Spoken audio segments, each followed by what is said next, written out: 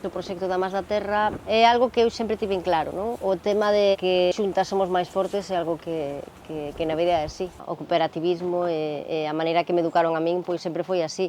Sí que é certo que xorde a través dos anos, a través de ter que enfrentarme a cousas a nivel profesional, a darme conta das dificultades que ten, non? Emprender, máis sendo muller. Entón chega un momento que me dou conta de que todo eso polo que pasei ten que valer de experiencia, non só para min, non? Senón para moitas outras mulleres, que de algún xeito ese foco, esa visibilidade que teño a día de hoxe, pois tamén lles poida valer a elas para que teñan esa visibilidade que é moi difícil que cheguen a terse, non? Porque, por desgracia, son mulleres invisibles. Sempre equiparo a gastronomía con un iceberg, non? Un iceberg no que apunta que o que se ve está chea de homes. Os nomes propios que máis resonan na mal chamada alta cociña son varóns, pero realmente esos varóns non poderían estar aí se non fose polo traballo de todas esas mulleres que están na base. Presumen do amor á cociña gracias ao papel dunha muller, non? Pero logo nas súas cociñas a realidade é ben diferente, sacando certas excepcións, e non só xa a hora da cociña, non? Eu no meu restaurante intento ter sempre o máximo número posible de mulleres traballando porque me gusta que se den conta que con traballo e esforzo podes chegar, non? Se eu fun capaz, pois elas tamén. E de aí xurdeu Amas, non? E o nome de Amas ven porque son as amas, son as verdadeiras donas do noso legado, porque sen elas non existiría.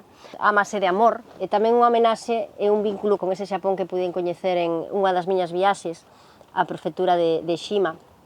E ali coñecín as amas. A ama xaponesa é unha mergulladora, é unha mariscadora, que son moi maiores ademais e que, bueno, ainda sigue mergullándose a pulmón, non? Xa teñen bombona moitas delas, pero eu o que sentín cando estiven con elas foi ese nexo de unión, non? Inda que estemos tan alonxados, tan afastados no territorio, esa maneira de ser, ese punto guerrilleiro, ese punto loitador, non? De muller forte, é o que vexo en Galicia, non? E de aí xurdiu o nome, non? Foi como, eu sempre digo que todo está escrito na vida, eu penso que isto estaba escrito. E agora cargar? Escollín primeiramente para estes vídeos as que máis contacto eu tiña e máis sabía que iban a poder transmitir, non? Era moi importante que nestes primeiros vídeos calasen de verdade para conseguir logo apoios para poder facer máis, non? Quería meter as artesanas tamén, porque penso que as artesanas tamén son parte da gastronomía, non? Para min a cesta é un símbolo, non? É un símbolo porque é esa cesta que tantas mulleres cargaron nas súas cabezas, sobre todo aquí en Galicia, recorreron quilómetros e quilómetros para poder levar os mellores produtos aos mercados. A Más da Terra ten que estar formada por mulleres así, mulleres con ansia de facer cousas, de axudar a xente, de recuperar, de formar, de mulleres que queiran tender a man a outras mulleres e que queiran tender a man a un territorio, non? Porque isto dá valor ao noso territorio.